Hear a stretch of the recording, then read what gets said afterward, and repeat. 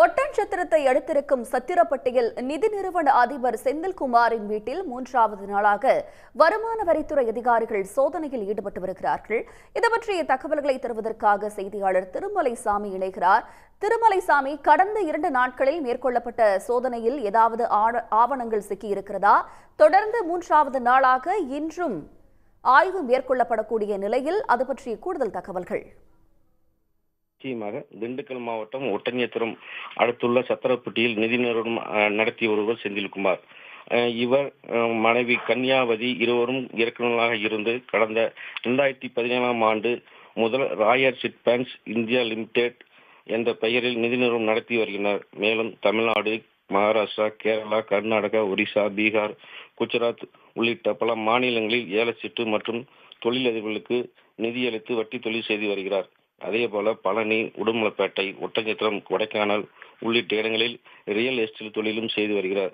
சமீபத்தில் இவர் உடுமலைப்பேட்டையில் Royal garden என்ற பெயரில் மிக பிரம்மாண்டமான அளவில் வீட்டுமனை விற்பனை வளாகத்தை திறந்துள்ளார்.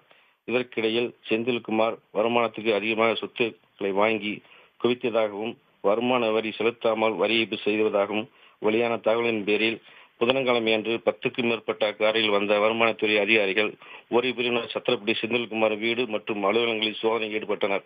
மற்றொரு பிரிவினர் ஒட்டன்சத்திரத்தில் உள்ள தனவாக்கி நகைக்கடை உரிமையாளர்களான குழந்தைவேல், முருகன் ஆகியோர் வீடு மற்றும் அலுவலகங்களில் சோதனையில் ஈடுபட்டனர்.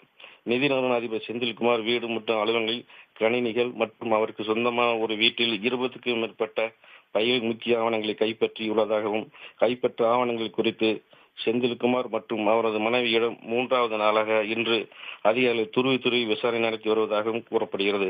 அதேபோல ஒட்டன்சத்திரம் அடுத்துள்ள ஒட்டன்சத்திரம் தாராபுர சாலையில் குழந்தைகள் மற்றும் முருகனுக்கு சொந்தமான தனவாக்கி நகைக்கடையிலும் வருமானத்துறை அதிகாரிகள் 3வது நாளாக சோதனையில் ஈடுபட்டு வருகின்றனர்.